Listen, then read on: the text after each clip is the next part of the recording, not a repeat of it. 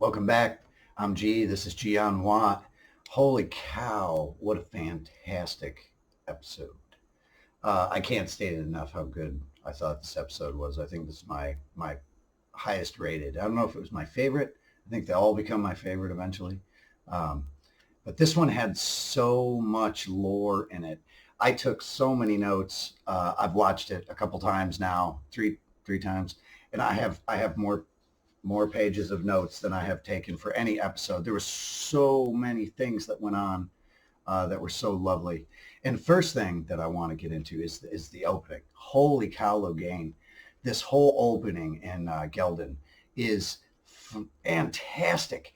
Logain comes through with his army, wipes it out, takes down the king, but also shows the king that he's merciful, and he gives so much uh, exposition on the Dragon Reborn, which I thought was so fantastic. I thought all the visuals were great. The scenery was amazing. I thought all the costumes were solid. I was really, really impressed with it. The one thing that I was not impressed with it, I really 100% truly believe that opening that we got right there should have been the opening of the entire show. That should have been the opening of the pilot right there. Uh, it's different from the books. We don't get to see this. We hear this through secondhand information, all the different things that went down during what we see here in this opening in Geldon with Logain and the king and the Aes Sedi that are bringing him to the tower. And we meet him in a different way, but it's fine. This for the show. I mean, it works fantastic. But I really truly believe that this should have been the opening of the show with Moiraine's dialogue right after it, and then cutting into the two rivers to see Egwene.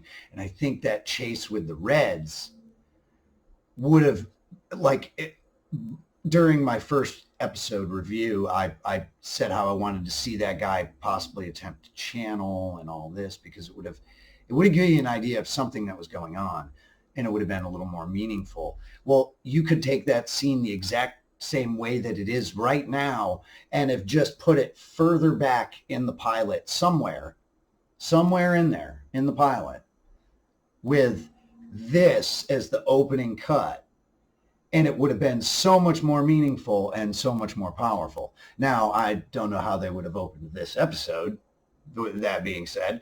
However, this is such an incredibly powerful opener, phenomenal. I love Logain. He comes in, he's got the sort of Spaniard accent, phenomenal, just so powerful in his presence. It's just great. Just unbelievable. Like the whole episode just steals it every time that you see him, and he doesn't even have to be doing anything. Like that's super powerful acting. And I'll go into more on that, like Marcus Rutherford in this. Oh man, you are nailing Perrin, buddy. I'm fantastic again. We'll go more into that further in the episode. But anyway, so I wanted to talk about the opening a little bit and some of the dialogue that was talked about, where Logain, when he's got the king there and the king's wounded, and he's explained to him, even after the king tried to kill him, and he stops him and then heals him. He explains that, look, the last time the dragon was born, he destroyed the world. It was called the breaking of the world. And you're going to hear that term more and more as the show goes on. It's what it was called when the dragon, which you hear him talk about, and he talks about how he broke the world. That's the breaking of the world. And it was unbelievable. And he talks about how he blows him back thousands of years in knowledge and in technology and all this, just from that one moment in time. And so he says, this time I'm trying to do better. This time I want to bind the world. And he heals it, and he says, I need even my enemies. I will accept anybody that wants to follow me, even my enemies. And that was so unbelievably, fantastically powerful right there, because he's talking about the last battle, which Moiraine addresses in this episode. And I guess if you're fighting the ultimate battle of good and evil, you need everybody that's good. So that was just such an awesome statement that Logain made. I thought it was so fantastic. And yeah, like how Moiraine talks about the last battle later on, and we'll get more into that. But this is like, this just pertains straight to that. And I just thought it was this unbelievable moment. It was so powerful, the way he delivered it. It was just excellent. And the weird madness, like I have one of my issues with the show is a little bit with the channeling, and it's not, I'll kind of get into it later. I would like it to be a little more subtle as opposed to in your face. Like it can still be that white and black with the difference, so you can tell men and women. But I would like it to be a little more subtle, like those smoky figures that are talking to him, the voices that are talking to him through the power. I really liked when they were fading out. I thought that's where they should sort of like be fading in and out, not just constant thick and there all the time. That's just my thoughts on the channeling. And I'm going to get more into my thoughts on the channeling later as we get more into that part of the episode where the big fight and all the channeling is going on. That's where I think it's a little more relevant, and I want to talk about it. But so we have this fantastic opening that, again, I really truly felt should have been the opening of the entire show, but that's neither here nor there. Again, I don't know what they would have opened this episode with, because that's just wow. The White Cloak opening with Eamon Valda torturing the Aes Sedi and cutting her hands off, and then this opening just so unbelievably fantastic. Like I'm giving it up to the actors again. You've totally sold me as a reader. I don't care what changes you make at this time. Just don't assassinate the entire story or characters. That's what I care about. Don't assassinate them. Like, just give it its due. I know it's going to be different. It's already different, but I like what's going on. It's got new and different stuff, like stuff we've heard about secondhand that now we get to see, like Winter Night in the first episode, the opening of this episode. I think all that stuff's really cool. And as a 30-year fan of the series, I love the books for the books, and I am literally listening to the audiobooks while I'm working at work. Like, so I love them. I love them, and they are what they are, you know, but the show is what it is. But I'm not disappointed. Like, I had my moments when it first came out. I was like, man, I don't know. But as it's gone along, episode by episode by episode, I think it keeps getting stronger and stronger. And the chemistry, the way the cinematography is working with all the multiple things that are going on. So how it's capturing all these different aspects of things that are happening, especially in the combat. I think they're really starting to hit that stride, and I really like it. And this episode for me was sort of that, okay, you're different and it's cool, but carry on, man. I'm very curious to see where we're going from here. And so after that fantastic opening, we cut to Nynaeve, just kind of standing up on the hill above the gorgeous tents of the Aes Sedi camp. And she's just standing up there in true Nynaeve fashion, just brooding. And she's kind of all by herself. I expect to see the arms folded look from her, and maybe a braid tug. But this spot of her just standing there staring at everybody is just kind of great. And then Lan kind of looks up at her, and it's kind of like, all right, suit yourself, and kind of just carries on. I just thought that was really nice. And then Moiraine is being healed by Karini, the very next scene that we see. And as soon as she's healed, she just pops right up. She's like, oh, hey, thank you. Because Aes Sedi healing is nearly instantaneous. It like, once it's done, you know. And she's going to have a little scar because it took so long. It took so long where, like, when Thom had it, he only had it for like a day, like overnight. You know, it happened in the evening, and they met him in the morning, and he was healed. Where she had that for days and days and days and days. So there's going to be a scar from it. So that's like the healing effect of it. So that's why it left a scar. And she calls Logain a false dragon right there. That's like, I think that's the first time we actually hear that term, which I was pretty excited to hear. She calls Logain a false dragon.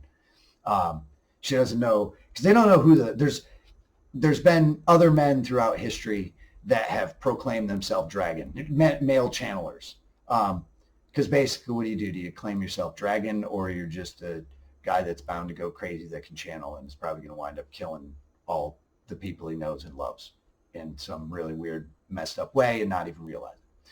Like, what do you say to that? You know? So there's been false dragons in the past since the last dragon broke the world.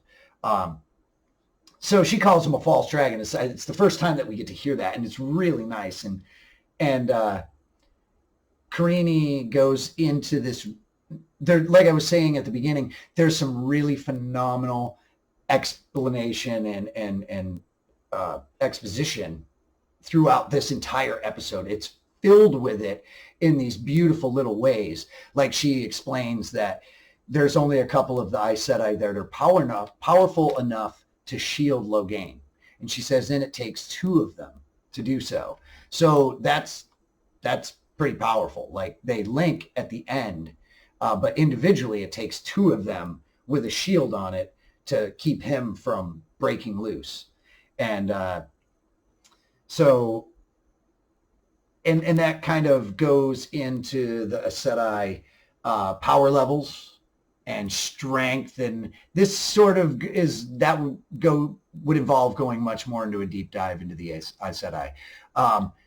But if you would like to see something like that, I'm more than happy to go into a nice little deep dive on all the Ajas and the tower and all of that and their council, basically their elder council. And you're going to learn about all of this later on, but some of it takes a long time to get to. There's so much lore in this. And I would do it in a spoiler-free way where you could just watch it and just be more informed of what's going on, because they definitely are differentiating between the blues, like Moiraine is a blue. The Karini is a green. She's and healer. Liandrin is a red, and they're all just different disciplines of the one power that they use. So I would like to put a little side video together on the channel, just a short little video kind of explaining which ones are which, so that when you see them on screen, it makes a little more sense. It makes a little more sense. And they go into a little bit of it when Moiraine and Alanna are talking a little bit later on in the episode. But she comes in and she gives this really great thing with the really great explanation of power levels in a real nice, subtle way, that there's only three of us here that can shield him, and it takes two of us. So they're constantly rotating, so they're exhausted from doing so. And so Moiraine just steps right up, and she's like, oh, hey, I'm in. And of course, Liandrin, we're getting like the little bit of Aes Sedai politics. Like if you thought the politics in Game of Thrones was crazy, man, they don't hold nothing to these ladies. Holy smokes. Yeah, Cersei, she's a bad lady, and she did some really awful stuff. And I don't want to compare that to this, but if you like the political intrigue from Game of Thrones and the political interplay and backstabbing and cutthroat gaming that they play to maneuver each other, oh, hold on to your horses, people, because this little episode, you get a tiny little taste of that with the little Aes Sedai maneuvering here between Ajas, and you kind of see how they kind of stick to their own color, but they're all sisters, but man, do they maneuver between each other. And they're bound by the three oaths, but these are professionals that know how to maneuver between those oaths and between each other. And this episode really shows that, and it just blew me away. And you get to see just that little bit of it right there out of Liandrin when she comes in, because she's kind of a jerk.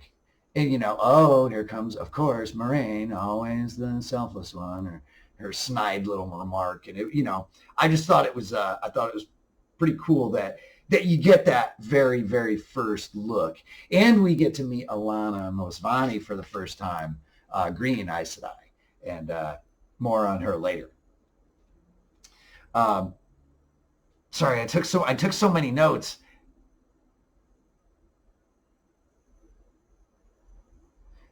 Oh yes, so they're talking about the shielding of Logain, and then all of a sudden it switches to the madness, and they start talking about the madness, which were the figures that were talking, the voices that he's hearing, and in the very opening scene with the chase with the Reds, the other guy was talking to somebody who was not there.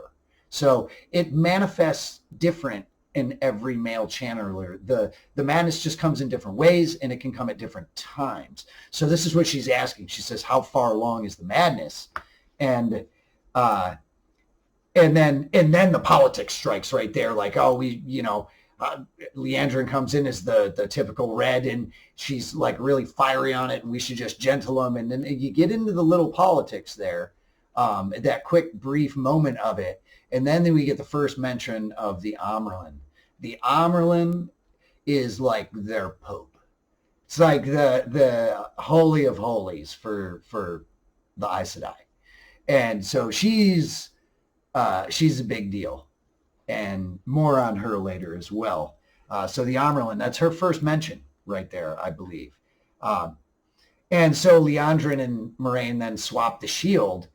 And this is a beautiful, beautiful moment right here, because your males cannot see female channeling. Females cannot see male channeling. They can see each other's channeling. If you're a female that can channel, you can see and sense a female channeler channeling. And same with a male. And I think that's why it's white and black, so we can tell the difference. But people that can't channel, they don't see anything at all. They just see the result of what happens. Like, they just see the explosion out of the ground or the fireball coming out of your hand. They don't see all the swirly coming into it and all the everything weaving together to create that, whatever the weave is that they're casting. Weaves are spells in this are called weaves. Because this is, we get a lot of different types of weaves throughout this episode. You saw the healing on Moiraine right away, and we get combat weaves, you've got shielding, and these are all sort of different disciplines and take different things. And as the magic system, which is incredibly well realized for this series, they're going to explain it a whole lot better, like down the road. But for now, it's a little bit more simplified. They're not really going into it, but they're giving these little doses of stuff, like the transfer of the shield power. They said, okay, Liandrin's not going to release her shield until you collect your shield. So she puts her shield down on it, and then you see Liandrin's dissipate after. And as soon as Liandrin's dissipates, and you see the weight of it, it goes, woo, and says, oh, that's only half his power. Now, I read some stuff on like Reddit and in the forums and all that, where people were like, oh, Logain was only using half his power. And no, that's not how it works. It was two Aes Sedai sisters combining their power, so they only each had to handle half of that load. So they were each taking half of the load that he was stressing outward, like, because he was just flexing the whole time. And there's a really great short moment later on that shows this scene. But right when Liandrin's shield dissipates right here, you can feel the weight of that on Moiraine. She had just instantly, you can just see it in her, just, whoa, you can see how heavy that just weighed on her right there. And so that's what Karine was talking about, that she's exhausted from keeping Logain shielded, because he's pretty powerful, man. I mean, he's no joke. So, and then we cut from that little shocking scene out to this great scene with water training out in the yard. So we have Lan and Steppen, and they're out there and they're training, and they're doing sword forms. and Lan's using it with a sword. Steppen's doing them with dual axes. And it was this great little moment because they are in sync together doing these movements, but Lan having a sword, a couple of the movements are just slightly different from Steppen having the axes, but they're almost identical in form. And these are the sword forms that I talked about in the first episode that we saw Lan doing when he was doing these different moves that was coming up over Moiraine's head and then down low on Trollocs and doing these big arc sweeps that were taking out multiple Trollocs. These are all the different sword forms, and they are exquisitely explained in the books, and they all have different names. Cat crossing the courtyard, and all these different names. I mean, there's tons of them, and Robert Jordan will throw them into fight scenes as to describe what's going on. And it was just a really brilliant way to do it. And this right here was just such a wonderful nod to all of those fantastic descriptions that Robert Jordan gave us. I mean, and they're showing it to us right there. They're showing you these different sword forms as they're going through them. And it's a brilliant little moment. And their conversation's pretty fantastic. It's, hey, how's the tower? That's still there. And, how's the Amerlin? And Steppen says, still seated. And I lost it because they haven't said her full name. They've only called her the Amerlin. Her full name is the Amerlin seat. And so it was really humorous to hear him say, still seated. I just thought that was a great little moment between the warders right there. And then their conversation moves over to Nynaeve. And he makes a comment about something about his... you always had great choice in traveling companion. And Lan's like, yeah, I wouldn't even call it that, man. She's not even like much for company. And he goes, and then Steppen's like, and I'm sure she's extremely stubborn. And just nails it like right on the head. And Lan's little sidelong glance after he says it is so awesome. It was like this beautiful little nuance. So thank you, Daniel Henney. That was brilliant. That little, I was like, that's so fantastic. Cause that's Nynaeve. We love her. That's her. And then, it cuts into, Corrine and Steppen, and he's her warder. So they start talking about Moiraine and Lan, and because they're trying to work them for information. Like there's all this is politics. Like I warned you, there's every time an Aes Sedai is on screen, there's politics involved. There are so many multiple layers going on behind everything that they're doing that you'll never catch on until it's too late, usually with an Aes Sedai. And then all of a sudden it's like they're 15 steps ahead of where you think you are. It's just brilliant. So this little conversation is a wonderful little way to sort of introduce you to that, where he's like, did you learn anything from Moiraine? And she's like, no. And and he makes some sort of left-hand comment, and she's like, hey, I totally respect that lady. And I'm like, I don't have anything against her. But then, talks about how cold she is. And then he responds on how cold Lan is, like, yeah, he's great too. And he goes, imagine what their dinners are like. And then they both start laughing like, oh, holy cow. Like, if you don't know Lan and Moiraine, like, to other people, I'm sure that's how they come across. That's so, I thought that was just this great little sidelong comment. I just thought that was so funny. And then they get more into the political talk of the lore of the Aes Sedai and what they are allowed to do with men that can channel, like can they gentle them, removing the power from somebody that can channel. In men, it's called gentling, and in women that can channel, it's called stilling. It's the same thing. It's just severing you from being able to use the one power. And so they're having this conversation about, the Amerlin will not allow a stilling without a trial. And they say, hey, they've been doing it.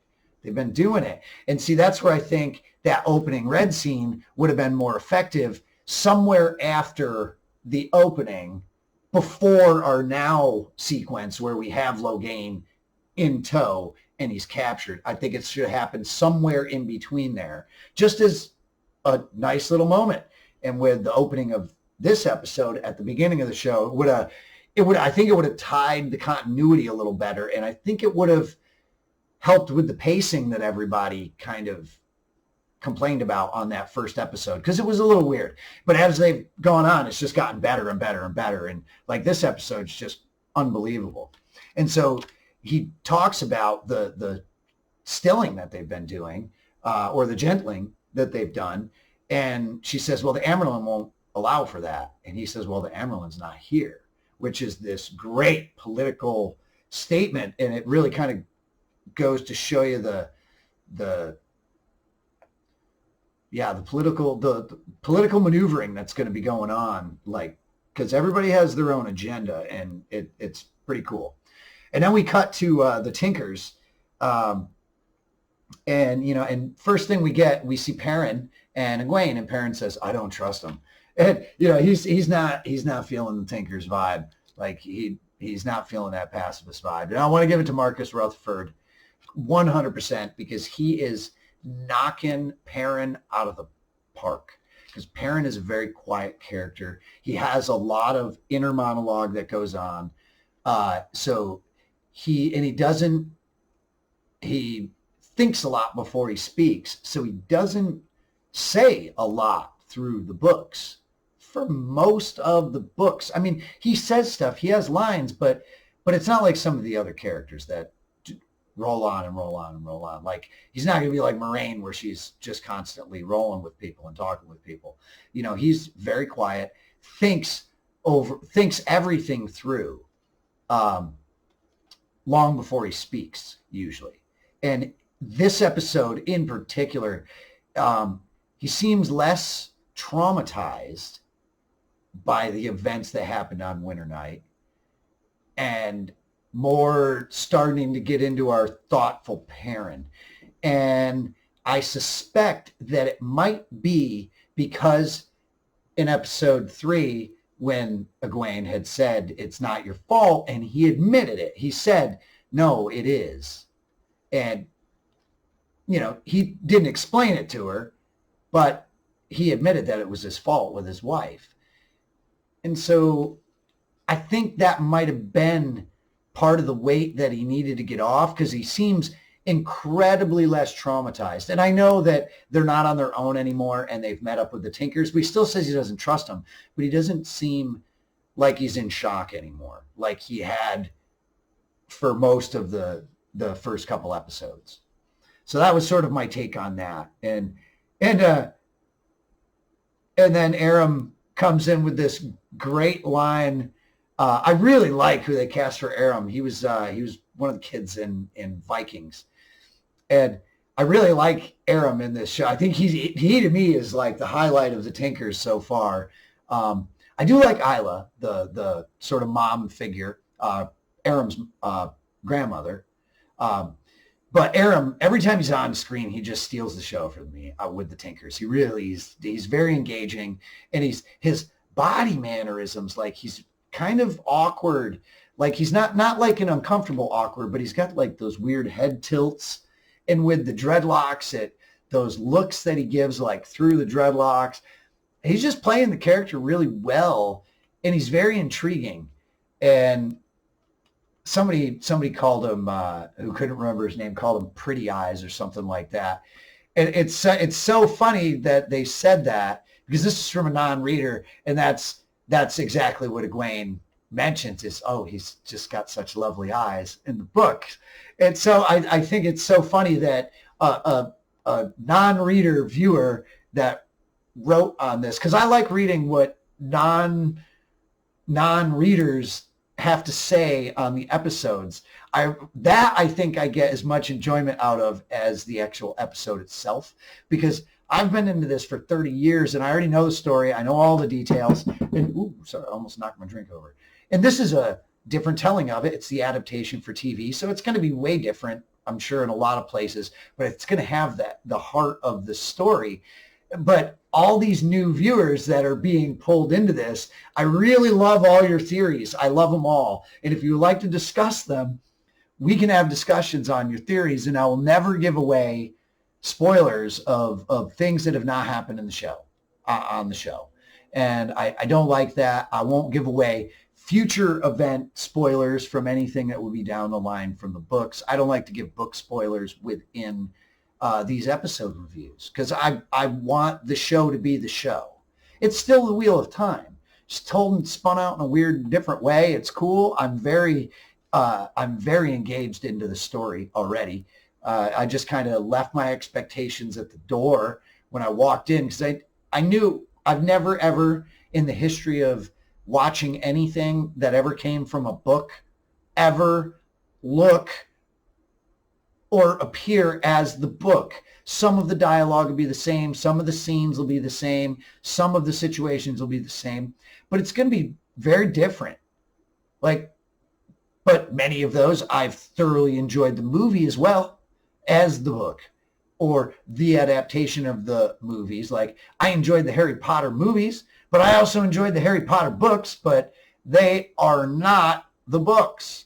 So I love this. I love seeing all these weird sort of twists and adjustments to get all of our characters on the paths that we as readers know that they're going to go on and where they need to be. I really kind of enjoying these little changes to the story and getting to see all these parts that were just secondhand once before. So that really, to me, was pretty lovely.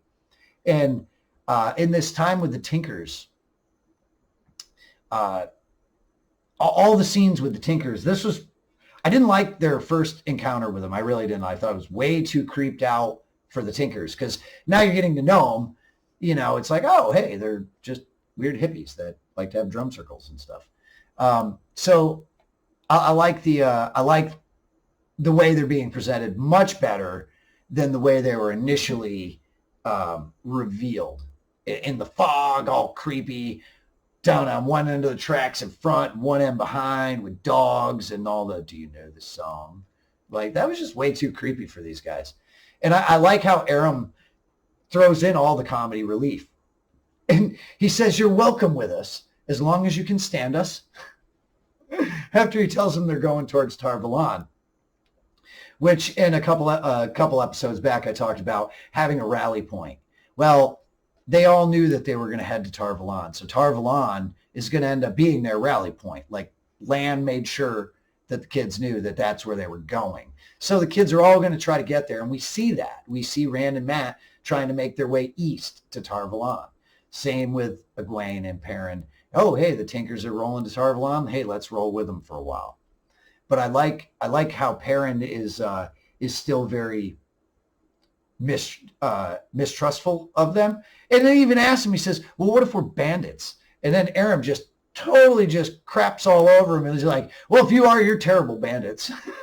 He's like, you're broke. You got tattered rags. You're cruising across the Carolyn grass, which they call the Carolyn Plain in the show. It's the Carolyn grass in the books. I'm sorry. Some of the names, if they change them for the show, I'm going to have a hard time changing them from the books in my head. Right? It's just the way it is. Like, it's called the Carolyn grass out there. And it's this big, long expanse of a lot of nothing, like what you were seeing. And it goes on for a long, long, long ways. And so they meet up there and they're, oh, all right. So they take on off. And then we bust into Rand, Mat, and Thom. And after they escaped from Breen Spring, after dealing with Dana, poor Dana. Still one of the best transitions and fades from scene to scene I've seen yet. That was just so awesome, from the blood to the mountains. I love it. Love it. But not going back to that. We're talking about this. This little conversation with Mat and Rand is pretty funny, where they're talking about it. He's like, how do we know we can trust him? And he's like, and what does he say? Oh, yeah, how do you know he didn't kill her just so we'd trust him? And so he could kill us later or something. And then you just see Barney Harris, who just killed in this role as well, gets sort of into deep thought and that. Matt way, and it's pretty smart. He goes, there might be hope for you yet.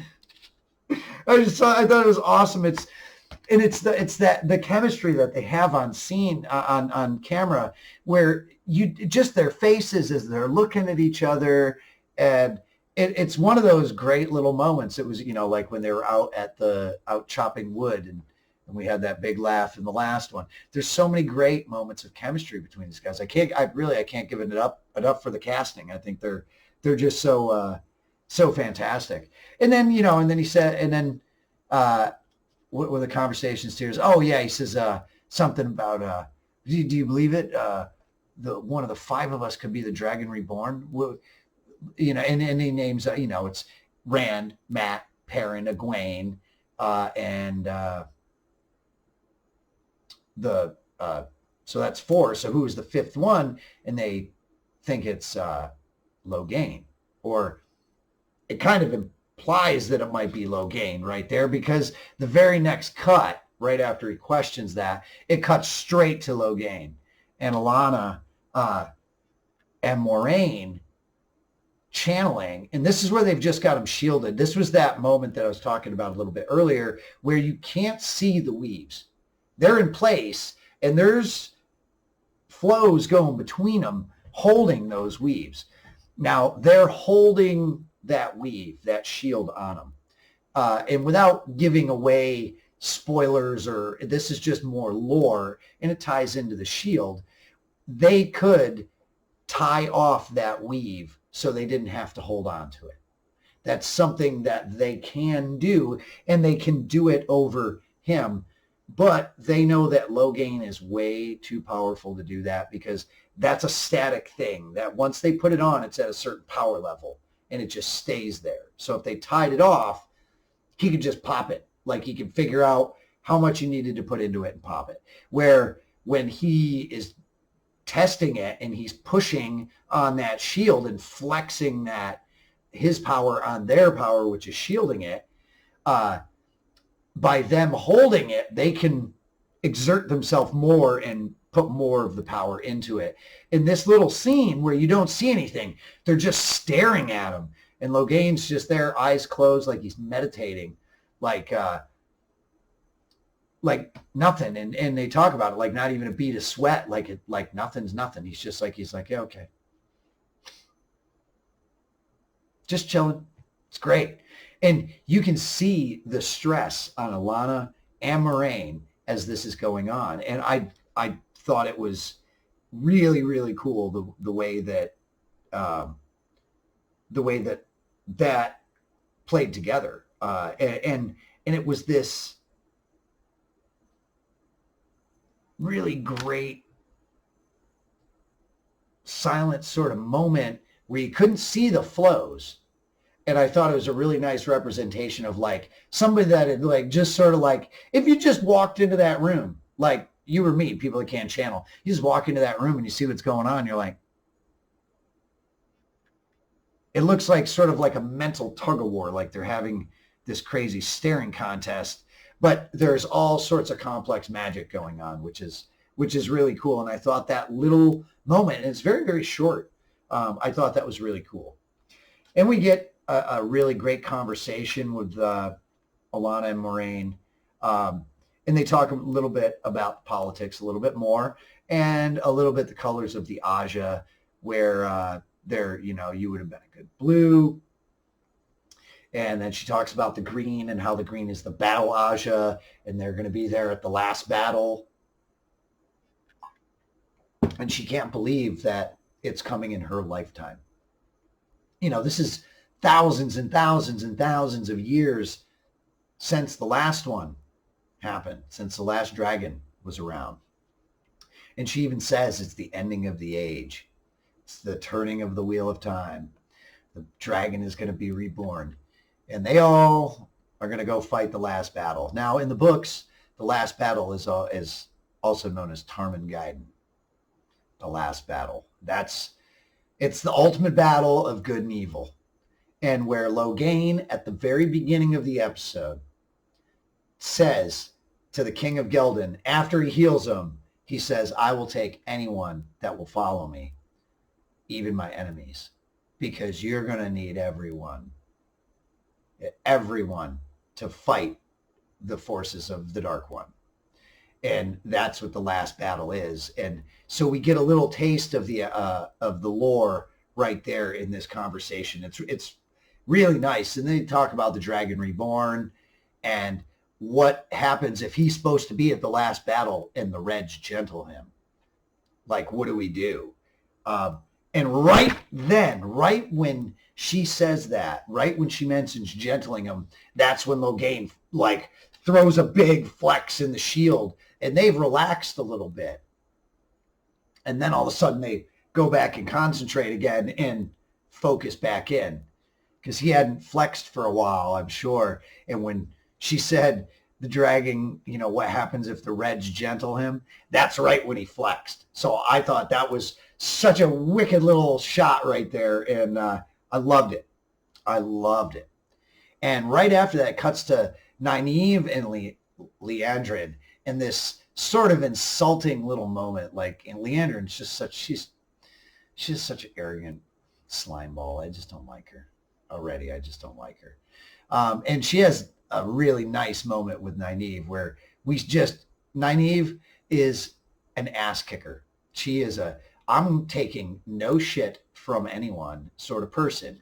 And she comes over and totally mispronounces her name and says, I don't recognize your accent.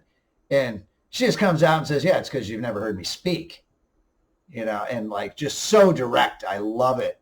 I love it. And this little exchange is great. And it goes on. And then eventually Lan comes over. And you see the political maneuvering go on here, just in a smirk from Liandrin when because Nynaeve goes off on a little bit on her, like, you know, you're not to be trusted sort of thing. And, you know, well, whatever. You know what? You want to talk? Here, answer some questions. How long have you known Moiraine? And all you get is this little smirk out of Liandrin, like, oh, we're going to maneuver right here. I'm going to start playing you, and you're not going to know, child.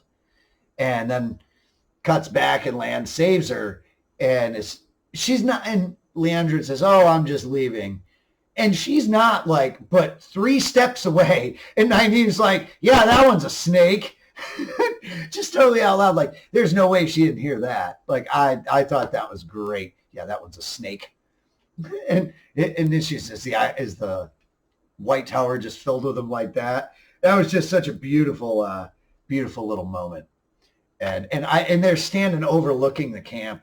And I really love the look of the tents of the Aes Sedi. I really love the look of that camp. We get a lot of descriptions of tents in the books from all sorts of different types and makes. And I kind of like that we're seeing this. I'm interested to see the different ones in the future for like different kingdoms or different cultures. I really like the scenery and the costumes, the tents, all of the costuming, you know, from the sets, all of it. I think it's been really, really fantastic, and I'm pretty happy I'm getting to see all this. And I'm glad I get to talk to you about it, because I've been into it for a really long time, and I'm just as excited as you are. And I'll talk to you about it, having knowledge where I can kind of explain things a little better without giving things away to you on the show, because I hate people that give stuff away. Like when you're watching Star Wars and he goes, oh yeah, did you know that's his dad? Like, why would you say that to somebody? Why would you say that to somebody before that scene? Like, that's horrible. Why would you do that? You know, like, Leia's his sister. Like, why would you say stuff like that before you get to that in the movie? And if you ain't seen Star Wars and I just spoiled that for you, then shame on you. And I'm glad I spoiled it for you. And I'm going to say, if you're a Star Wars fan and a Wheel of Time fan, some of you that are new are not going to get this reference yet, but Bella is R2-D2 reincarnated, or R2-D2 is Bella. Oh no, because that was a long time ago in a galaxy far, far away. Yeah, somehow the wheel spit out R2-D2 and Bella. I'm sure it's just in horse form, but I love her. I don't know why I got off on that little tangent there. I think it was because the horse scene is next. I'm reading the notes about the horses where Matt's having trouble with the horse, and and and they have this great little conversation. Thought you were a better horseman. I thought you were a better horse thief. This, that, and then all of a sudden they notice, oh, hey, oh, yo, you got this. There's a guy over here with a bow and arrow on us, and that's probably his farm that we're looking at staying in the barn. And so they run into a little bit of trouble, and it they're like Tom's trying to talk the way out of it, like, oh, well, hey, we'll just get back on the horses and go. And the farmer's not having it, and Rand all of a sudden kind of just like steps in with this really great moment, a really great moment. And he says, and he starts talking about it, and he de-escalates the situation just wonderfully. He says, hey, I notice, look, you don't want to kill us. If you did, you wouldn't be holding your bowstring that way. And Rand's a bowman, like right from the very first scene with them. They're in the mountains, and when the rock falls, he's already pulled back and knocked, and he's already trained on the spot. Like Rand knows bows, like Matt knows horses. Rand knows bows, and he says, you wouldn't be holding that way. You're holding it with your fist. And so I thought that was a really cool moment, because I don't want to kill you, because if I did, I wouldn't have said nothing. I wouldn't have known that you were not really set to fire that bow. And it de-escalates it, but at the same time, right after that, you find out the wife and kid are behind him with bows drawn on them. So they'd have been in a bit of a pickle right there. And I thought it was cool, and I thought that he looks over at the mom and says, all right. And she goes, yeah, the barn's cool, but you got to muck the stables first, you got to work for your dinner. You got to work for your dinner. So I thought that was a great little scene. I thought it ended really well, and I thought Rand really shined right there as sort of being a nice diplomat, de-escalating that situation as well as he did. I just thought it was really nice, and I thought it worked fantastically. And the like the relief on the farmer's face. He says, I never liked this thing anyway. I thought that was really cool. And then I liked how he asked the wife, like, happy wife makes a happy life. This whole show is very matriarchal. It's very women heavy. There's very few men rulers. The King of Geldon is one of the few kings. There's very few male rulers in this. Most of the power lies in the hands of women, as you can see already with the Aes Sedi, the Amyrlin, all of these different people. And I like how the guy referred to his wife like, hey, honey, is it all right if the kids sleep over? I thought it was this cool little moment, and I just thought it ended really well. And and it cuts back to that. This is where it would cut back and Land save Nynaeve from Leandrin. But before so they're standing over the thing, and she had said he was a snake. I love how he looks at her and says, "You're welcome to our fire as long as you don't shove me into it." And that was like our first Land humor moment, which I just totally, I laughed really, really hard when he said that, because Land's usually pretty stony. He's usually pretty stony, and not a lot of humor out of Rand. He's not that guy. He doesn't have much of a sense of humor. He's pretty serious most of the time. And I thought it was really funny that he threw that little jab in, and I thought that was really cool. And then it cuts back to the Tinkers where they're on the road. And in the last episode, when they met the Tinkers, I was saying, when they were in the camp, I didn't say the wagons were very colorful. Well, I take it back. It was just the lighting or the fog or whatever, the angle. But man, when you had that overhead shot, holy cow, that was the Technicolor puke right there.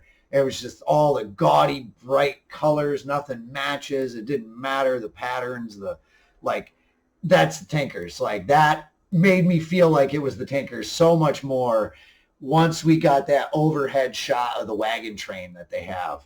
That was really nice. That was a really nice starting view to that. And I think a much more appropriate way to see the Tinkers, because that's really what they're known for.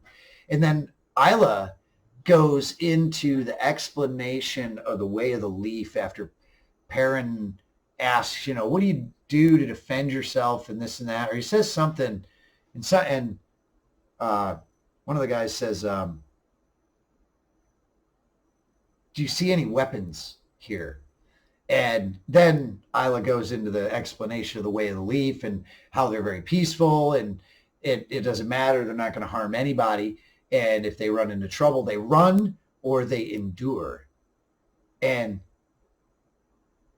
Perrin's just got this great look on his face, and it's really brilliant. Like, how do you even expect that to work?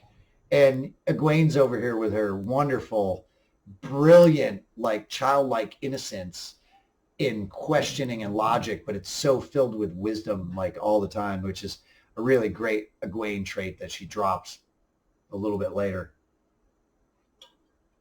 She drops a really great line right in the middle of something, and I think it's so perfect. It's just so fitting for her. And again, just the acting superb. I love all the kids, all our actors so far. I love them. I think they're embodying our characters, all of our mains. I think they embody the character, and they're doing such a great job. And I think they're really being true to them and to themselves. And I think it shows with all the chemistry that we get on screen. And then Aram tries to lighten up the mood once again after they're questioning it a little bit, and Aram lightens up the mood, like, oh yeah, I got yelled at like every time I lost something or something like that, and tries to deflect a little bit, which I thought was pretty cool, and just shines on his character once again. He does it in such a great nonchalant sort of way where he's just like, oh, hey, yeah, Ma, thanks. And in kind of a bit of a sarcastic way, which is really lovely. And then you can tell Perrin's really like questioning. Like, he's just like, man, like, you guys are crazy. You guys are crazy. And then Isla lays down this really great line about an axe. And have you ever wielded an axe?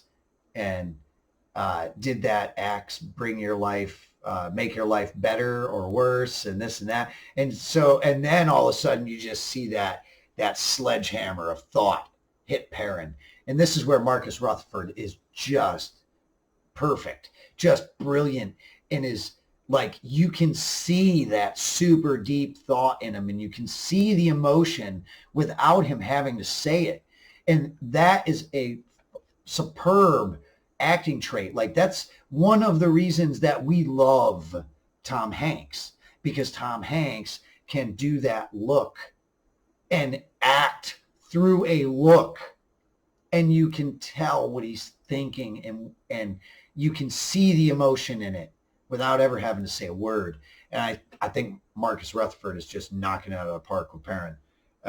And that look that he gets at the end, that questioning, that internal questioning. Now, he's not freaking out. Again, I think he's accepting what happened, and he's starting to deal with it internally, because like the last time we saw him freaking out was when he was trying to get the fire lit, and he was trying to tell Egwene, no, stay here. I'll go search ahead, and he just, like, he was harboring so much guilt, and then he admits it. And this episode, he just seems so much more laid back. And even that axe comment didn't send him into a freak out stage. It just sent him more into the Perrin that we know as a reader. It shines right there on the screen for you. You can see him in deep thought, and it's really nice. It's really wonderful to see. And we cut to the stables where Rand and Matt are mucking out the stable, and Tom's like drinking tea or something like that, and like, man, you just stand there. Are you gonna help us? And he's like, oh, I got to stay fresh for the performance. And it was just brilliant. It's like a total, it was like a total Tom thing. And then Matt says, oh, I'm going to take a break. and he runs outside and he gets sick. And after he gets sick, this is one of the moments you see the ooze, the death from Shadar Logoth. He pukes some of it out, and you see it on his face and go back in. Because I don't know if people picked it up when he picked it up, but it's not a surprise now. The dagger that he picked up is bad juju. Bad juju. It's doing bad stuff to him. And you'll notice, like, the very first time that we met Thom when they engaged with blades, I didn't want to say it because it hadn't really come out yet. But now we see it. First thing he does is that blade comes out. It's always the first thing that comes out, and it's bad news. And this is the moment that you realize it. Like, it has a name in the books, and I keep wanting to call this thing by its name, but it hasn't been named in the show, so I don't want to like name it in case they don't. But yeah, it's bad news, and he's all like starting to freak out, like he's realizing, oh no, this is bad. This is bad. And then the little girl comes and totally saves the day. And she's like, hey, excuse me. And she's got the bread for him. And Matt, if you haven't noticed, is a sucker for kids, especially little girls, because they remind him of his sisters. And all of a sudden it snaps him out of that weird sort of spasm freak out that he was having. And he kind of comes back, and you can tell he's still like putting a grip on everything, but it snaps him back, and it's like, oh, hey, okay. And he listens to the little girl's story, and he relates with her by saying, oh yeah, my sisters don't listen either, and all that. And then she says, here, you can have my doll.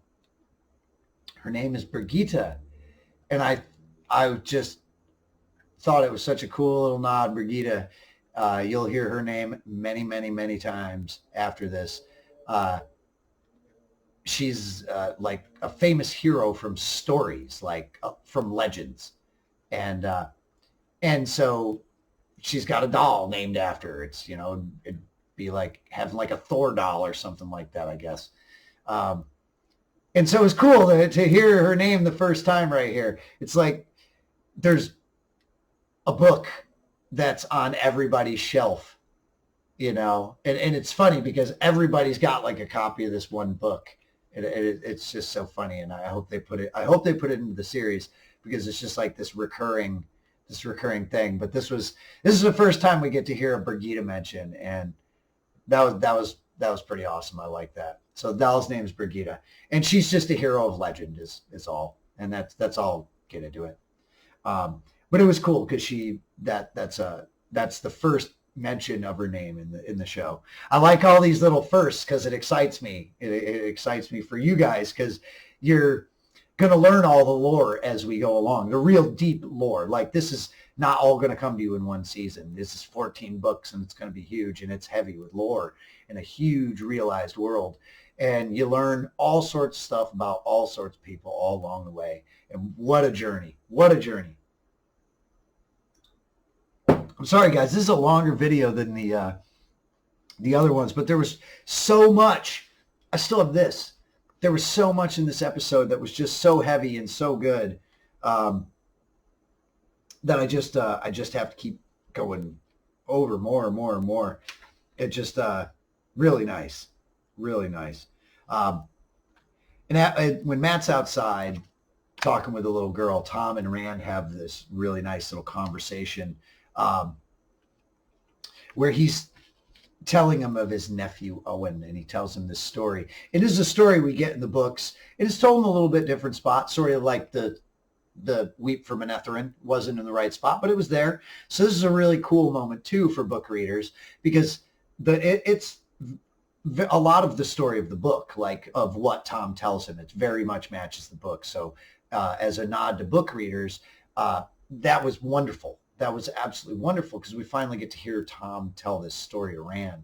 And it's not a wonderful story, and he's saying Matt's showing signs, Matt's showing signs of a guy, a man who can channel.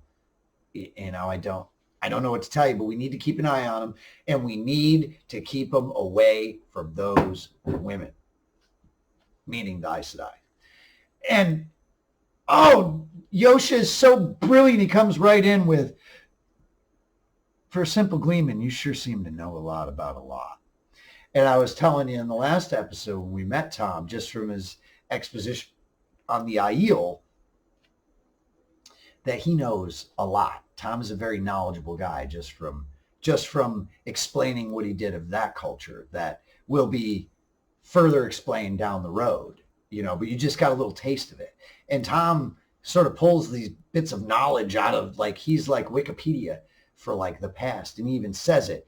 He goes, he says something like, a gleeman's like a nice way of making something scary into something nice or something like that. He says, there's nothing more dangerous than a man that knows the past. And that was a pretty heavy little statement. And it just, it's just great. And then it cuts again to the Moiraine, Alana, Logain cut, where they're doing that mental struggle where they're really focusing again on it after he flexed his power on the shield, and they had to really concentrate again. It shows him again without the weaves going across, just that nice little cut, which was pretty beautiful, I thought. And then we get to one of the funniest scenes so far in the show. It's warders getting drunk around a fire, which I thought was pretty nice. And Nynaeve hanging out with a bunch of drunk warders around the fire, which was really funny. I find it perfect that she bonds better with the warders than any of the women because she thinks they're all snakes. And she's like, well, you're not what I expected. I kind of like y'all. You're all pretty fun. Because they're kind of ripping on Lan a little bit, which is pretty funny. And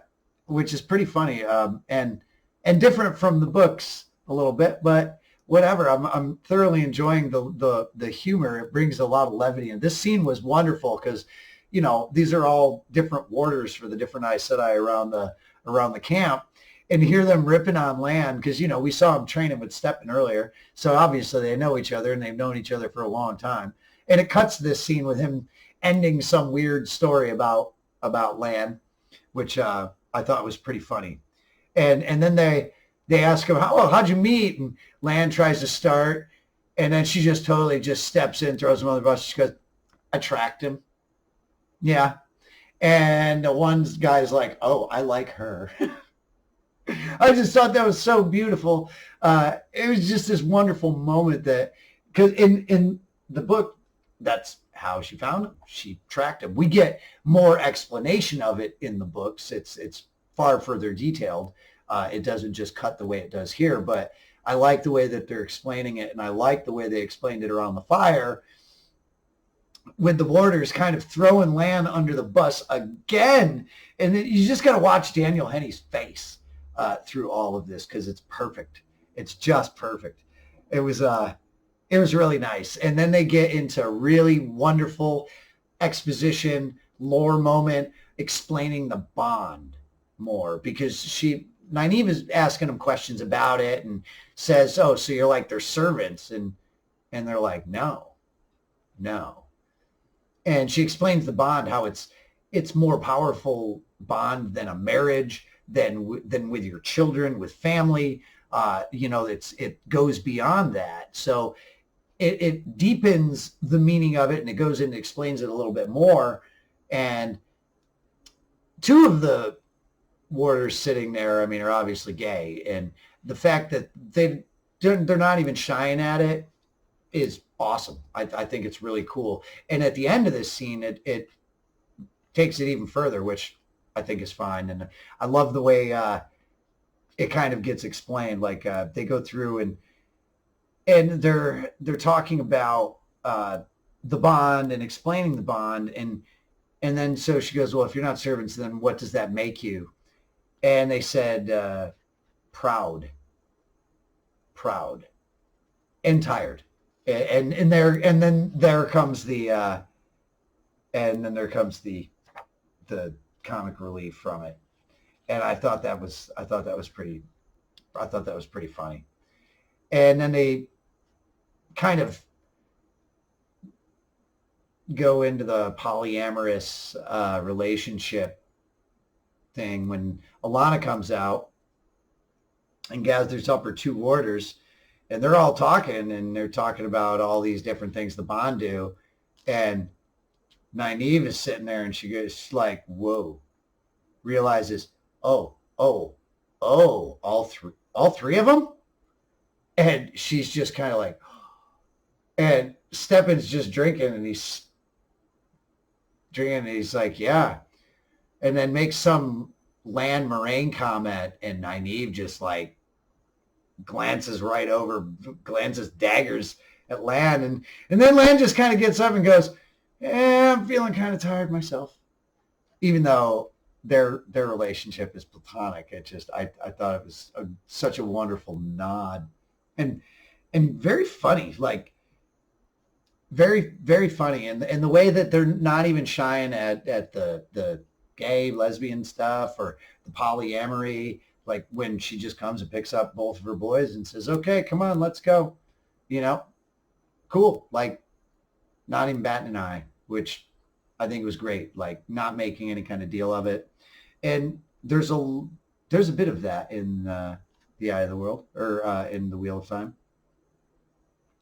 So yeah, well, that'll more on that later.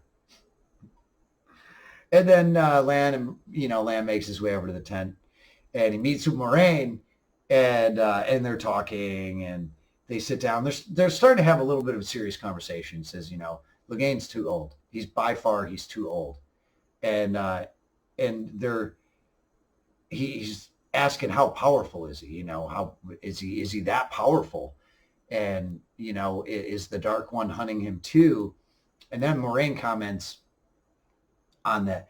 I don't think the Dark One knows any more than we do, which makes a great observation of the sight of the Dark One. Like, because they keep saying the Dark One's starting to touch the world. He's starting to be able to touch the world, and you're seeing dark friends now for the first time, and this weird Shadar Logoth thing, and the Fades and the Trollocs, and they're all coming up. And so you're starting to see his touch on the world. But he hasn't broken through yet. And he's not like omniscient. He doesn't know everything. And so that was a nice little line that Moiraine put in there. I don't think he knows any more than we do. And then, they get into the my loss is your loss, as well as the bond, hey, they were my responsibility. No, they were our responsibility, sort of thing. Because they are a team, 100%. And then Lan makes this awesome, I shouldn't drink. I shouldn't drink. Every time I do, you get emotional. Because she's feeling it through the bond. And I really, really hope that this is a nod to the books, and that we are going to get to see more of this down the line, because there are some amazingly hysterical moments from the books that I really hope get portrayed to screen. And if this little nod is a nod to it, then I think you just made a lot of book readers really happy with just this funny moment between Lan and Moiraine, where he says, oh, you just get emotional when I drink. Just awesome, just brilliant. And so I'm hoping to see more of that down the road. And then we get to the Tinker drum circle hippie rave that they got going on, where they're just jamming out and everybody's dancing, and you see Perrin, and he's kind of just keeping to himself, but he's got a smile on his face, but he keeps to himself. He's watching everything, and Egwene can't get him to dance. She does start dancing with Aram, and so they have a nice little moment, and you get the you get Aram talking about the song, and Egwene asks him about the song, and Aram says, something, it was lost in the breaking of the world, and we've been searching for it ever since, and it can bring harmony to the world, and he starts explaining it all to her, and then he says only old men and fools believe in the song. And then Egwene has this perfect Egwene moment of innocent wisdom, almost like a child, like the way a child thinks. But I want to compare her to a child. She's not a child, and she's not naive. She just has this wonderful innocence about her, and in the way that she says things, and the way that she comes across. And she states to him, well, do you not think that maybe you've already found it? Because they were just jamming out, and you took a look around, and they've got this big drum circle going on, and everybody's dancing, and everybody's having a wonderful time. And it just made this really nice little moment where it really gave Egwene a real chance to shine with, to show how wise she is. Because we get little bits of it from Nynaeve already. But the way it was set up in sort of the first episode, excuse me, in the first episode, it more felt like Egwene was Nynaeve's little sister. And this moment really shows that she's quite wise in her own right, and her story is quite nice. And that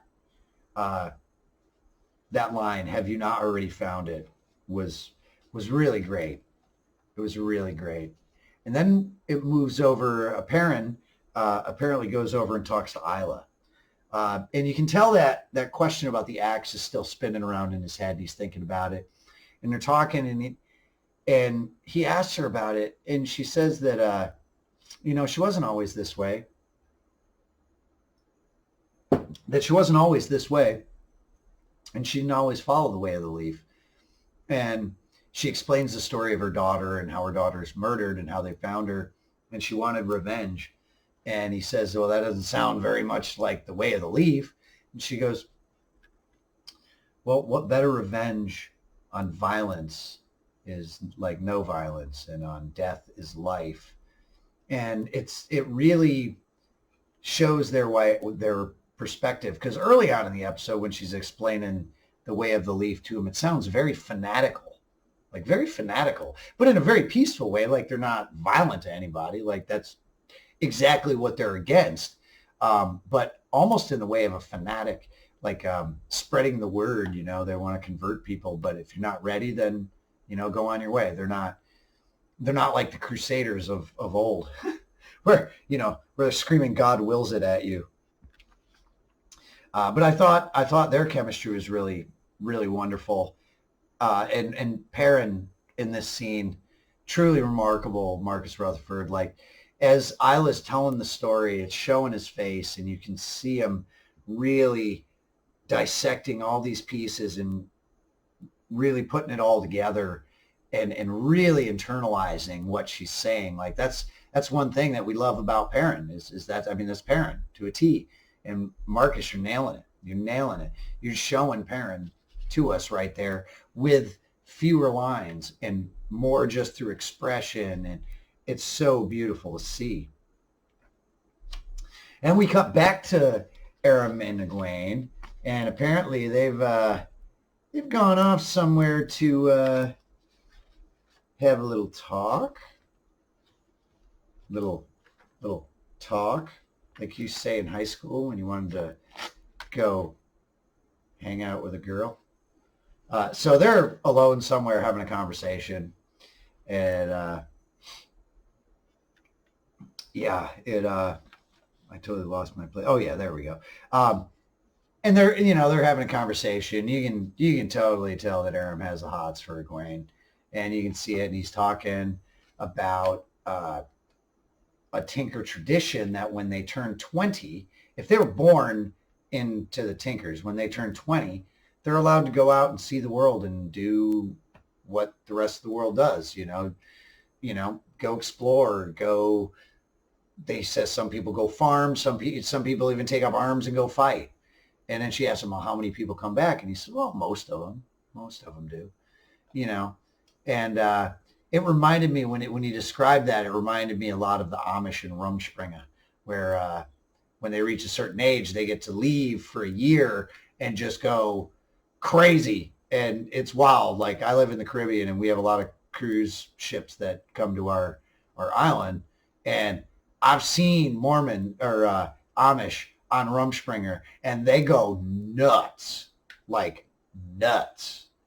Like girls gone wild nuts. Like it's crazy to see weird Amish girls just like standing on top of a bar pounding booze. I'm not trying to give the Amish a bad name. I'm not. I don't know who these people were, but they're definitely Amish. I took some of them scuba diving and I had long conversations with them. I'm not throwing them under the bus. But there's a thing called Rumspringa where they get to go crazy for a year and they get to decide whether they want to go out and live in the world or they want to go back to their family. And that's very much what Aram's talking about. And he's, so he says most of them come back, but, some of them don't. Some of them don't. And then it cuts there into this scene with Matt and Rand. And this is the first real scene between Matt and Rand where I felt the chemistry was really weird. Like, I don't know what was going on with Yosha. Like, I don't know. I just didn't feel this scene. Like, I understand what he was saying. I just didn't feel the scene. Like, I thought that just the chemistry was weird. And like Matt's response, like, I'm here for you no matter what. And like, I get what he was saying and all that, but it just felt weird. I don't know, maybe it was the look on his face, and I'm used to seeing the more Rand look from Yosha, and he kind of had like a smirk. I don't know. It felt off. Like, I get it. It was cool, but it was one of the scenes in the show that I was like, meh. It was all right. I thought that one of the few spots where I thought the acting, it didn't sell me for the boys and our kids. It's one of the few times that I've seen anything that hasn't sold me.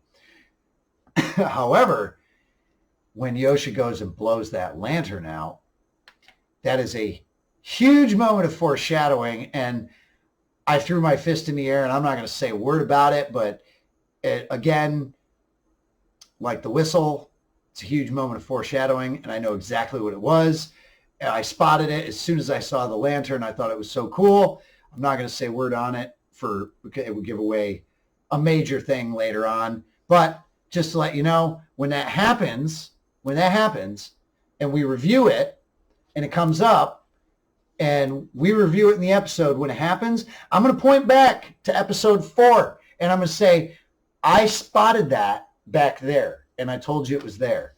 So this is the candle holder that they blow out. Is an Easter egg that I'm not going to reveal what it is, but it's there. And when it comes out in the show, I'll reveal it. Like when the thing with the whistle comes out in the show, when it's revealed, I'll go back and tell you to watch the episode that I did it on, and I pointed it out. Like, these are how I'll give away spoilers. I'm going to tell you that it's important, but I mean, you're not going to know what it is. It's a lantern, but later on down the road, there'll be an event and it relates to it. Same as that whistle that I figured out. It's going to relate later on down the road. And when we find out that it does, I'm just going to say, I told you so early on because I spotted it. But anyway, I thought that was my favorite part of that little scene, because it was awkward that I didn't like a scene with Rand and Matt. And that was the first time that I just thought their chemistry was off. That's all. However, the lantern, Easter egg, I'm calling it right now. And then it cuts straight to the dream sequence. And this is by far the freakiest dream sequence that we've had. Pulling the bat out of the mouth, that was pretty gross.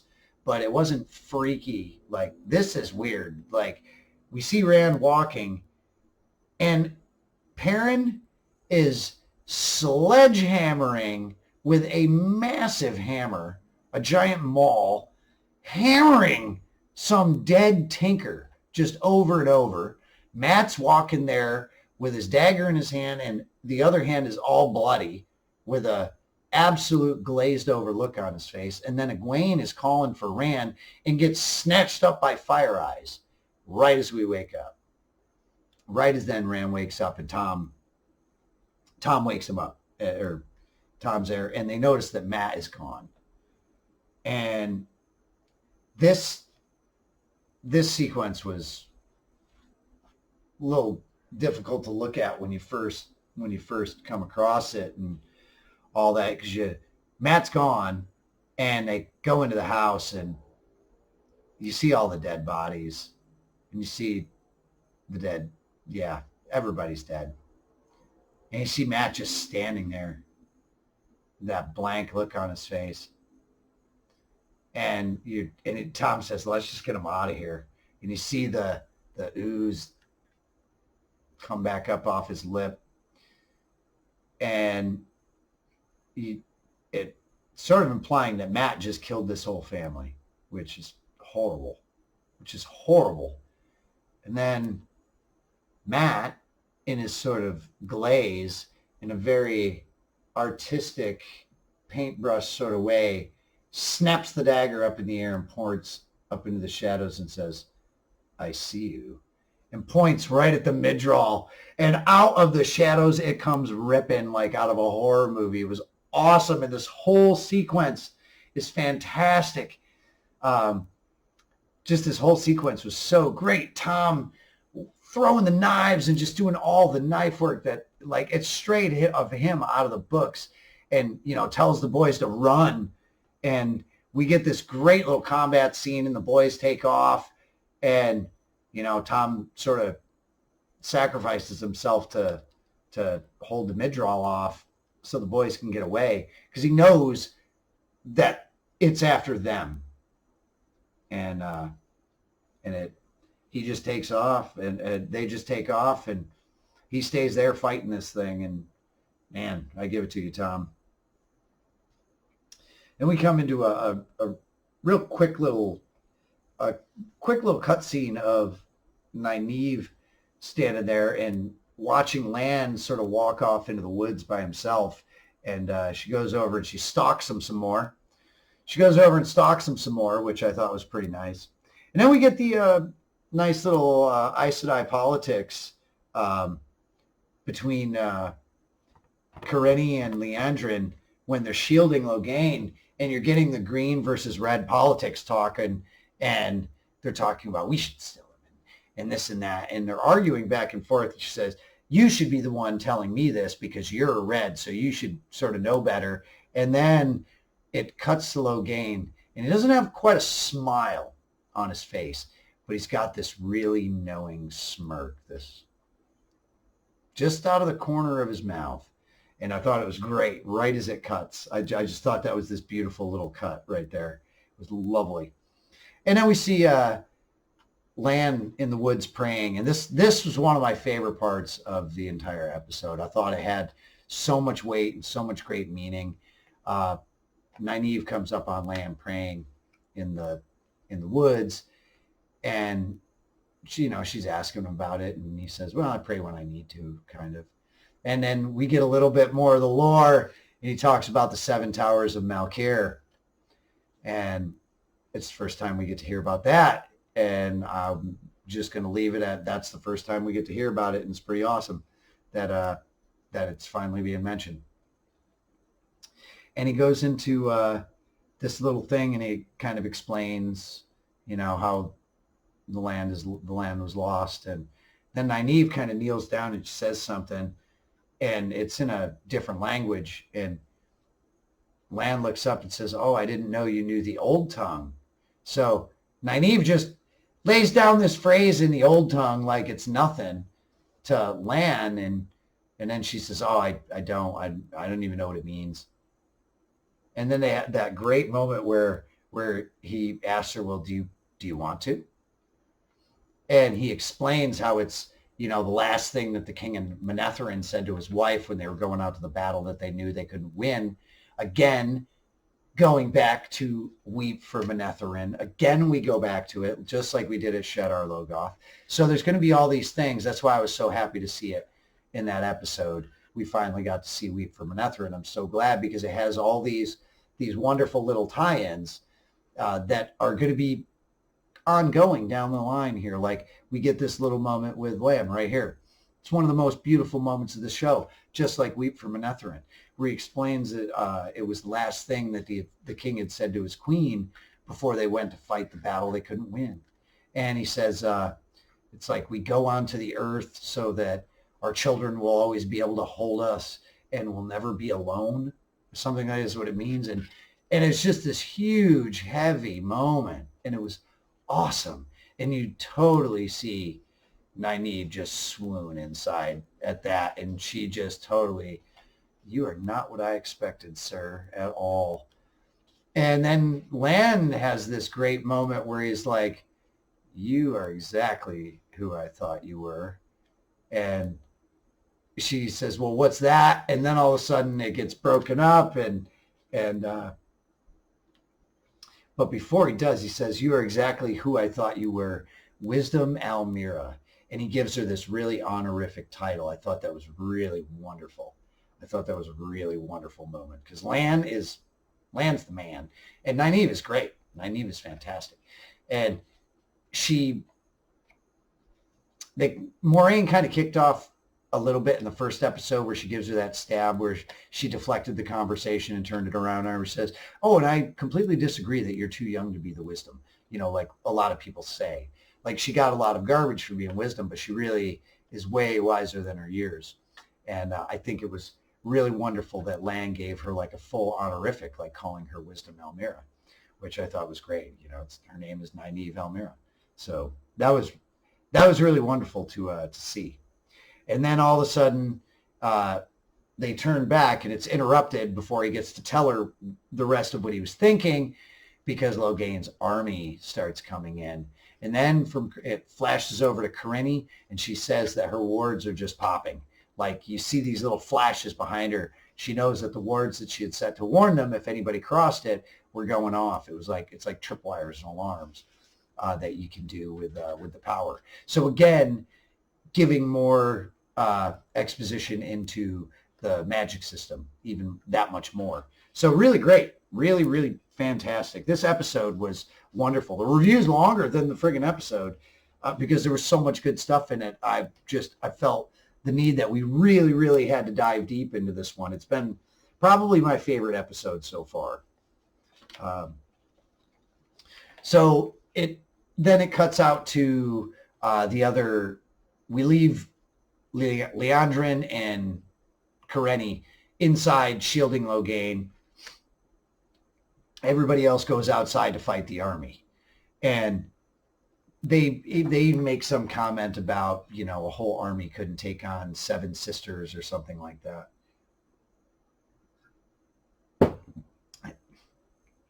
Excuse me. And that is true. And it goes for the statement of the strength of the Aes Sedi. So, and right then we get to see it as all these arrows come ripping out of the sky in this huge volley.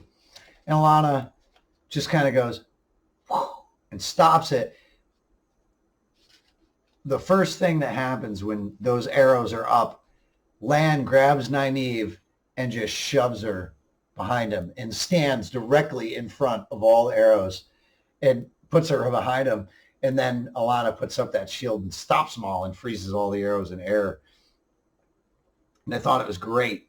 And once she stops it, Logain knows he's got his moment when his army's attacking, and he just shatters their shield and throws Karenni and Liandrin across the room and breaks free of his prison. And so now we have a battle on 2 fronts. And as soon as that happened, Stepan, Karenni's warder, knew that had happened and knew the bond had broken. He said, we got to get to the cave. We've got to get to the cave. And so now they're starting to divide their forces, and they've got to deal with the army and they've got to deal with Logain. Dividing your forces, that's rough. And so they start moving through the woods trying to get to the cave where Logain is. And you get to see that really beautiful ballet of tandem fighting between warders and Aes Sedi as they're channeling, and the warders are dealing with threats that are coming in close, or like the one guy stops the arrows with his shield while the Aes Sedi is channeling. It just goes in to show it a lot more, and we get to see a lot of really cool new weaves like Earth, where I think it was Alanna. She's just exploding the earth up underneath the army as they're running in, just blowing the earth up, and just wrecking entire swaths of people. so it's pretty cool to see how vicious it can be with the power. And then we cut back to Logain, and my boy just melts the cage. It's like, yeah, I'm just going to melt this entire cage. And man, he takes care of that thing, melts it down like it's nothing, and then just kind of steps out. And then Moiraine just walks right in, and you think they start attacking her, and she's like, hey, I want to talk to you, which was wonderful. And she's questions him on why do you think you're the Dragon Reborn and all this. Like, she's trying to find out. She's trying to find out who he is. And just really cool. Great little moment between them. Fantastic little moment. And so she's asking him, why do you think you're the Dragon Reborn and this and that? And she's just stalling. Because you see the Aes Sedi, Liandrin and Karenni coming too, while she's sort of stalling. And it's really nice. It's a really nice moment there where she's stalling, and then all of a sudden she says, "The real dragon, you won't even be a trickle of power compared to the real Dragonborn. He's gonna burn like the sun," and just tells him like, "Look, man, you are nothing compared to what's coming. You're just a crazy dude talking to spirits in your head or talking to voices in your head." And then the shield starts to slam down on Logain. And in the forums, I read, this is a big moment of controversy right here. There's a couple spots of contention right here, and I'm gonna go over them in this sort of closure of the end sort of fight of the episode. They try to slam Moiraine. All three of them are trying to slam a shield down on Logain, and he's resisting with everything he's got. And he then starts to attack through. Now, in the forums I read, men aren't supposed to be able to see women's weaves. Women aren't supposed to be able to see men's weaves. How did Karenni see the attack coming? She didn't see his weave. She saw the effect of his weave on that shield. When they were trying to crush that shield down on him, she could see those points buckling out, ready to break through that shield. So she knew it was an attack of some kind. She couldn't see that it was his weave. She couldn't see the weave. She knew it was an attack of some kind that was about to break through. And when it happens, she gets the shield out in front of, like a barrier shield out in front of Liandrin and Moiraine, who are putting the actual shield around Logain, and she takes a spike and she goes down. Now, I think they could have used a little bit more smart use of color in the weaves. With all the casting, but I'm going to go into that in a minute, because this next scene leads right into the whole statement, because there's going to be a lot of channeling going on. So when Karenni dies, her warder feels it, and he should have freaked out, like blood rage berserker freak out, that his Aes Sedi just died and his bond was severed like that, because you can still, like, they still feel everything that happens, and it, like, through the connection, it's very deep, and they explain very heavily in the books what happens, to warders that this happens to, and most of them, if they're in battle, just go and engage in a hopeless battle, in an absolutely hopeless battle, and just take out as many people as they can before they're taken down. It's like how they explain being separated from the source, the one power. Like when they separated, like They just didn't want to live anymore. So I was expecting Steppen to go absolutely ham bonkers on this line of Logain's men that was just pouring down this hill at him. I wanted him to go absolutely ham on him right there. And Lan kind of just stops him with a quick little bump shove of the arm, like, no, you don't want to do that. Come on, we got to go this way. Like, with very little resistance. So that was a change I didn't really like from the books, and it doesn't really spoil a whole lot. It was one of my preferences that I would have expected him to be a whole lot more upset right then, like furious upset. I don't know. Maybe there's more to it. Maybe there's more to it than that. Maybe he's a dark friend. I don't know. I have no idea. But I really felt like he should have went into that crazy berserker rage and just ran into that line. And maybe they could have dragged him back, but he just chops that one guy, and then Lan puts his arm on him and they're off. I don't know. It was a little underwhelming for that moment for me, being a reader. I don't know. Maybe from a viewer point of view, maybe it was different. But again, I can't get the books out of my head, even though I accept the show for being the show. It was just one of those things that I just thought felt a little off, kind of like the one bit of chemistry between Rand and Matt.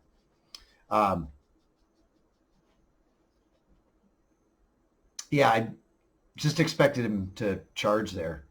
And then, so they do go back to the cave where Logain is being held, and there's a hefty fight going on, and all of a sudden the Aes Sedi, one at a time, one by one, are coming in, and they're starting to get the upper hand, and Liandrin says, "Link with me," and then all of a sudden all the women start crossing the weaves, and you can see them coming in their back and flowing out the front. I get the white and black to tell the men's weaves apart. But all those weaves before they go into the Aes Sedi, because you can always see them flowing in from somewhere and then through them, and then they're weaving them together. I would like them to have different colors before they go into the Aes Sedi. As they're coming in, have the blues and the light reds and the pinks or the oranges. Just those little and it doesn't have to be like neon or super bright iridescent colors. You just want it for glimmers because it would show them using different elements in their channeling, or different parts of the weave, the elements, the fire, the air, water. It would just represent that a little more, and I think it would make it much more meaningful in the casting, and it would have made a lot more sense, and it wouldn't have made the when they had all those women channeling all at the same time with just all the white, it just made everything look really busy, but bland at the same time. It was busy, but and even adding color, it still would have been busy, but it would not have been bland, and it would have thrown so much more depth into that linking scene, because linking is a big part of the power. When Moiraine and Alanna were holding the shield, they each had their own shield on Logain. So they only had to take care of half of his power. These women are all linking, so one woman is getting all this extra power pushed through her. So it was cool to see it for the first time. But again, I'm going to stick with my guns on, I would like to see pre-weave colors coming in, and maybe even as they're going into the weave that's being done before they turn white or black. But I still would like to see the black color weave being threaded into the main thing, because that is the corruption or the taint of the Dark One on the male half of the power, and I want to see that being threaded into that big, thick, black, nasty, monstrous weave that's you can use to just crush people or heal them. I think it would just add dynamic brilliance to the scene. And so they come in, and this weave is happening, and they're trying to make everything happen. And all of a sudden, they can't get the shield on them. And Steppen is now shows his berserker rage, and he runs in, and he goes to attack Logain with the axes, and he comes down right on their shield and penetrates their shield and allows Logain to channel through the break in the shield of his axe through the axe and just explodes the axe into a friggin' flechette gun and just rips almost everyone in the room. And it's like everybody takes these serious hits, and it's a holy crap moment for the episode. And you see Nynaeve come in, and Lan takes a shot right across the throat, and he's bleeding out. And I think it would have been more effective if it had just sort of been Lan than like the whole room of people. Like still in the same way, like not something you could have deflected no matter how good a swordsman you were, and still had the Aes Sedi struggling with Logain. And it would have made, like, I think it would have been just as powerful. And because Nynaeve's she goes right over to Lan and starts putting her hands over his throat, and he's just leaking blood, arterial bleeding. It's spraying. She knows he's gone, and she starts screaming no, and she's staring at Logain, and you can tell she's just furious. She starts screaming no, and then all of a sudden she goes total Super Saiyan, and the light of the sun rips out of her, and her friggin' braid rips out and is like standing straight up in the air, and she heals everyone in the room. Like, not just Lan, everyone in the room. Yeah. Nynaeve. Wow. She's badass. And we just see her very first bit of channeling. And it was explosive, to say the least. She looked like a Super Saiyan from Dragon Ball Z in there in that giant glow. And then there's the question, how did Logain see it? Because he shields his eyes. I don't think he saw the weaves. I think he just saw the glow of the power, period. Like, just saw this glow coming from Nynaeve. I think she was like as bright as the sun. And otherwise, I don't know how you explain it, other than maybe they can see each other's weaves, which doesn't really make any sense because they said they couldn't see each other's weaves.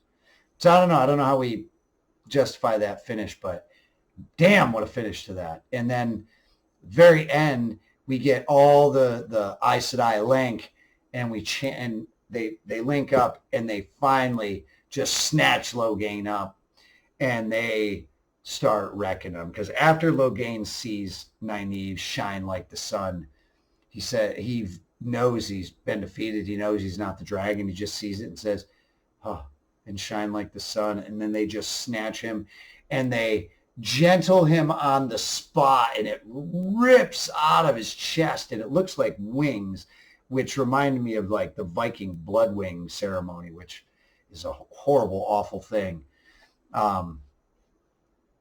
And it just ripped out of him, and then he just drops to the floor, and you just see him weeping.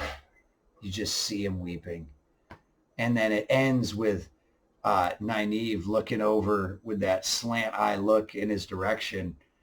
And wow, where are we going to go? Where are we going to go next week? Well, I can't wait to find out. I hope you all can't wait to find out. If you have comments, questions, any of that, man, throw those down in there. I love the dialogue that we can get started. It's a new channel, guys, but there are some viewers already, and I appreciate you. We got a couple subs already. I appreciate you guys. And tell your friends about it. Let's grow the channel. If you like the show and you like what you hear, and you like my analysis of everything that goes on, I'm sorry, this was almost twice as long as the episode. I totally did not expect it to be this long, but it was so deep and it was so thick that I really felt that I needed to go over everything and break every scene down, because we got so much lore, we got so much exposition in such really brilliant ways, where it really deepened the plot, but the feel of the world. Where those first couple episodes, they were building the characters, we had to meet them, we had to learn them, and the pacing was a little weird. Where now I really, after this episode, I really feel the show is hitting its stride, and it's really just becoming it's starting to become its own thing, just like the books do. And I'm very excited to see where we're going to go from here. So guys, if you like what you're seeing, stick around. We're going to do these each week. I think I'm going to put together that magic explanation of the Aes Sedi and the five elements, and the colors of the Aes Sedi, and the different disciplines, and sort of what each one is, without any spoilers of anything that's going to happen to any characters or anything going on down the line, just so that when you're watching it, you can understand it a little bit more. So guys, if you're interested in that, hit that like button, hit that subscribe button, a little bell notification thing down there, all the YouTube stuff. This is just like, there's no edits, man. It's not fancy. This is just like a podcast or a video diary. It's just like my thoughts on it. And I like to include all of you, because I watch the show with people that have never read the book, and I know people that have never read the books, and they watch the show, and I talk with them all the time about these theories, and I like to bring it to you guys as well. So let me know your comments, your thoughts, your likes. And guys, if you dislike it, just hit that dislike button twice if you can still do that. I don't know. I think they took dislike out, but whatever. I hope you're having a great day. I'm G. This is G on Watt, and we'll see you next time, guys. Thank you.